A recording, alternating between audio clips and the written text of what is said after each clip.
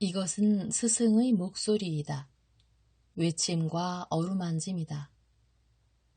이 목소리가 회개하기를 원치 않는 사람들에게 말할 때에는 외침이 되고, 비록 불완전하더라도 하느님과 그분의 말씀을 찾아내려는 착한 뜻을, 하느님과 그분의 말씀을 찾아낸 다음에는 자기를 거룩하게 하려는 착한 뜻을 가진 사람들에게 말할 때에는 어루만짐이 된다. 이 사람들에게는 말씀이 친구의 어루만짐이 되고 예수의 축복이 된다. 190. 나는 죄 지은 여자에게 그의 죄를 갚기 위하여 가야 할 길을 알려준다. 492. 예수께서 말씀하신다.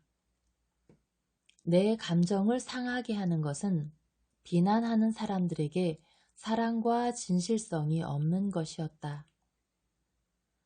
비난이 거짓이기 때문에 그런 것은 아니었다. 여자는 실제로 죄가 있었다. 그러나 그들이 수없이 많이 저질렀는데도 순전히 더 꾀가 많고 더 운이 좋아서 감추어진 채로 있을 수 있는 일에 대해 분노함으로써 진실성을 가지지 못했었다. 여자는 처음 죄를 지으면서 덜 교활했고 운이 덜 따랐었다. 그러나 그 여자를 비난하는 남자와 여자들 중에 아무도 죄가 없지 않았다. 여자들도 목소리는 높이지 않았지만 마음속으로는 그 여자를 비난하고 있었다. 실제로 행위를 하는 사람과 행위를 하기를 갈망하는 사람과 행위를 온 힘을 다해 원하는 사람 모두가 간통자이다. 음란은 죄를 짓는 사람에게도 죄 짓기를 원하는 사람에게도 있다. 악은 행하는 것으로 충분하지 않고 행하기를 원하지도 말아야 한다. 마리아야, 네가 낭떠러지 가장자리에 있는데 네 선생이 불렀을 때 네 선생이 처음 한 말을 기억해라. 악은 행하지 않는 것으로 충분하지 않고 행하기를 원치도 말아야 한다. 육감적인 생각을 품고 일부러 추구한 독서와 구경거리와 불건전한 습관으로 육감적인 느낌을 유발하는 사람은 물질적으로 죄를 짓는 사람과 마찬가지로 부정하다. 나는 감히 말한다. 그는 죄가 더 있다고. 그는 생각으로 윤리만을 거스르지 않고 자연도 거스르기 때문이다. 나는 또 참으로 반자연적인 행동을 하는 사람들에 대해서 말하는 것도 아니다. 유일한 변명은 체질적이거나 정신적인 병뿐이다. 이 핑계를 가지지 못한 사람은 가장 불쾌한 짐승보다도 10곱절이나 더 못하다. 공평하게 관철하기 위하여 죄가 없어야 할 것이다. 심판자가 되는데 절대로 필요한 조건들에 대하여 말하느라고 전에 불러준 것을 참조하여라. 나는 바리사이파 사람들의 마음과 율법학자들의 마음과 또 그들과 한패가 돼서 죄지은 여자에 대해서 감정을 폭발시킨 사람들의 마음을 환히 알고 있었다. 하느님과 이웃에 대해 죄를 짓는 그들에게는 종교에 대한 죄, 부모에 대한 죄, 이웃에 대한 죄, 특히 그들의 아내에 대한 수많은 죄가 있었다. 만일 내가 기적으로 그들의 피에, 그들의 이마에 그들이 지은 죄를 쓰라고 명했더라면 수많은 비난 가운데 사실 또는 욕망으로서의 간통이라는 비난이 지배적이었을 것이다. 나는 마음에서 나오는 것이 사람을 더럽힌다는 말을 했다. 그런데 내 마음을 빼놓고는 심판자들 중에 흠없는 마음을 가진 사람이 아무도 없었다. 그들은 진실성도 없고 사랑도 없었다. 육감적인 욕망의 갈망으로 그 여자가 자신들과 비슷하다는 사실까지도 그들을 사랑으로 이끌어가지 못하였다.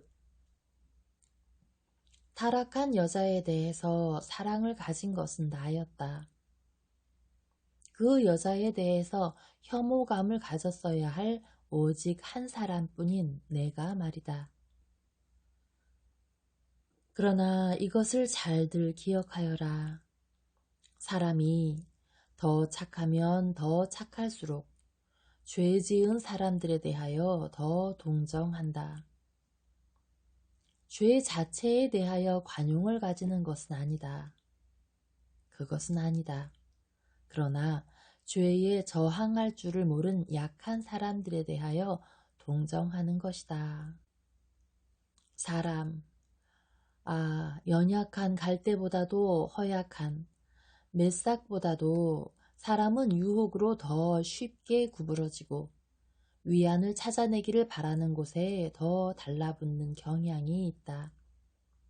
죄가 특히 여성의 경우에는 이 위안 추구 때문에 오는 일이 매우 흔하기 때문이다. 그렇기 때문에 나 분명히 말하지만 자기 아내와 자기 자신의 딸에 대해서도 애정이 없는 사람은 열의 9은 그의 아내와 딸의 잘못에 대해서 책임이 있고 그들에 대해서 책임을 질 것이다.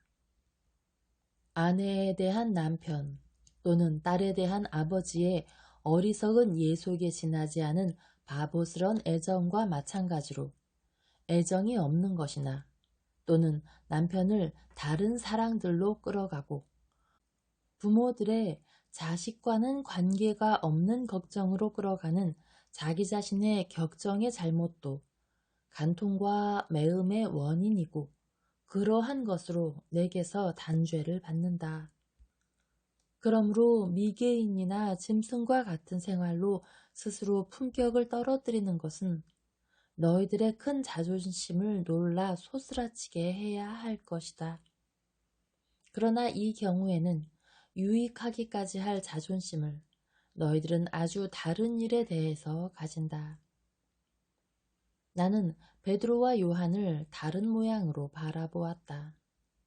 그것은 베드로, 즉 어른에게는 베드로야, 너도 사랑과 진실성이 없는 일이 없도록 하여라 하고 말하고자 하였고 또 미래의 내 대사제로서의 그에게 장차 이 시간을 기억하고 내 선생같이 심판하여라 하고 말하고자 하였다. 그리고 요한, 즉 아직 어린아이와 같은 영혼을 가진 젊은이에게는 심판할 수 있는데도 나와 같은 마음을 가지고 있기 때문에 심판하지 않는다. 사랑하는 요한아, 네가 너무나 내 사람이 되어 제2의 나 자신이 될 정도가 되었으니 고맙다 하고 말하고자 하였다. 내가 여자를 부르기 전에 그들을 떠나가게 한 것은 두 증인이 있음으로 인해서 그 여자의 창피를 더하지 않기 위해서였다. 동정심이 없는 사람들아, 배워라. 어떤 사람이 아무리 죄가 많다 하더라도 그를 항상 존경과 사랑을 가지고 다루어야 한다. 그의 어리둥절함을 보고 좋아해도 안 되고 호기심 있는 눈길만으로라도 그를 악착같이 몰아세워서는 안 된다. 동정. 넘어지는 사람에 대하여는 동정을 가져라. 죄 지은 여자에게 나는 그의 죄를 갚기 위하여 가야 할 길을 가르쳐 준다. 집으로 돌아가서 겸손하게 용서를 청하고 올바른 생활로 용서를 얻도록 하라는 것이다. 다시는 죄를 짓지 말고 하느님의 인자와 사람의 친절을 남용해서 이중 또 삼중의 죄를 첫 번보다도 더 심하게 갚지 않도록 하라는 것이다. 하느님께서는 용서하신다. 그리고 인자이시기 때문에 용서하신다. 그러나 사람은 비록 내가 네 형제에게 7번씩 70번을 용서하라고 말했지만은 2번도 용서할 줄을 모른다. 나는 그 여자에게 평화와 강복을 주지 않았다. 그것은 그 여자는 용서를 받기 위하여 요구되는 죄에서의 완전한 해탈을 마음속에 가지고 있지 않기 때문이었다. 그의 육체에 그리고 불행히도 그의 마음속에 죄에 대한 혐오감을 가지고 있지 않았다. 막달라의 마리아는 내 말씀의 맛을 보고 나서 죄에 대한 혐오감을 가졌었고 딴 사람이 되겠다는 전적인 의지를 가지고 내게로 왔었다. 그러나 그 여자는 아직도 육체의 목소리와 정신의 목소리 사이에서 망설이고 있었다. 그리고 그 당장의 혼란 속에서 그 여자는 아직 그의 탐욕의 무거운 짐을 잘라내고 그에게 파멸이 되는 것을 잘라내고 그러나 구원이 되는 것은 진이고 하느님의 나라를 향해 가기 위하여 육체의 그릇더기에 도끼를 대고 그것을 쓰러뜨리지를 못했었다. 그 여자가 그 후 구원을 받았는지 알고 싶으냐? 나는 모든 사람에게 구세주가 되지 못했다. 모든 사람에게 구세주가 되기를 원했으나 모든 사람이 구원받을 의지를 가지지 않았기 때문에 그렇게 되지 못했다. 그리고 이것이 게세마니아 동산에서 겪은 내 임종의 고통에 가장 깊이 파고드는 화살들 중에 하나였다. 마리아의 마리아야, 너는 평안히 있거라. 그리고 하찮은 일에도 죄지을 마음을 가지지 말아라. 내 어머니 마리아의 망토 밑에는 깨끗한 것밖에 없다. 그것을 기억하여라. 어느 날 내 어머니 마리아는 네게 이렇게 말씀하셨다. 나는 울면서 너희들을 내 예수에게 청한다. 또 한 번은 이렇게 말씀하셨다. 나는 내 예수에게 내가 사랑받게 하는 소임을 맡긴다. 너희가 나를 사랑하면 내가 오고 내가 오는 것은 기쁨과 구원이다. 내 어머니는 너를 원하셨고 나는 너를 어머니께 드렸다. 아니 오히려 내가 너를 안아다 드렸다. 내가 권위로 복종시킬 수 있는 곳에 어머니께서는 너희들을 사랑으로 애무로 안아다 주시는데 나보다도 훨씬 더 잘 안아다 주신다는 것을 내가 알기 때문이다. 내 어머니께서 만지시는 것은 도장을 찍는 것과 같은데 그 앞에서는 사탄이 도망친다.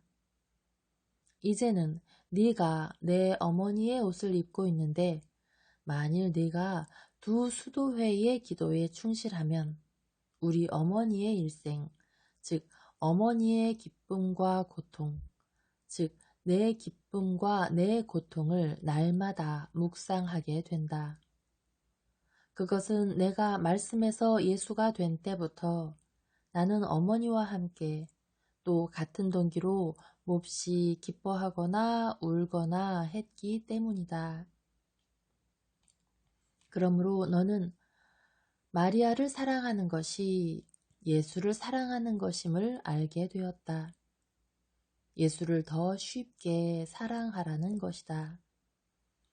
나는 네게 십자가를 지게 하고 십자가에 못 박는데 어머니는 반대로 너를 안고 가시거나 십자가 아래에 남아 계시면서 오직 사랑할 줄만 아는 당신 가슴에 너를 받고자 하시기 때문이다. 죽을 때에도 마리아의 품은 요람보다도 더 아늑하다. 마리아의 품 안에서 숨을 거두는 사람은 마리아 주위를 맴돌고 있는 천사들의 무리의 목소리밖에 듣지 못한다. 그는 어두움을 보지 않고 샛별의 기분 좋은 빛남을 본다.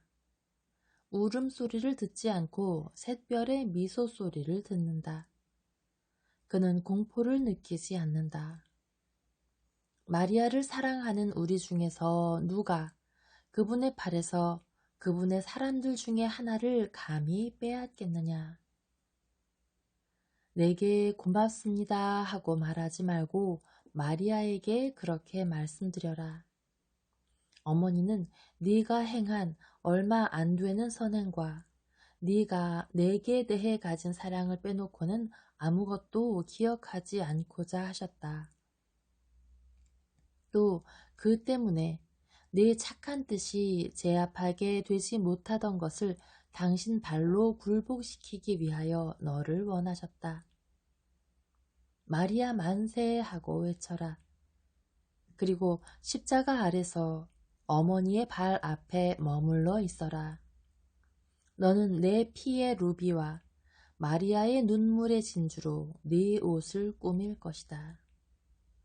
너는 내 나라에 들어오기 위하여 여왕의 옷을 입을 것이다. 평안히 있거라. 나는 네게 강복한다.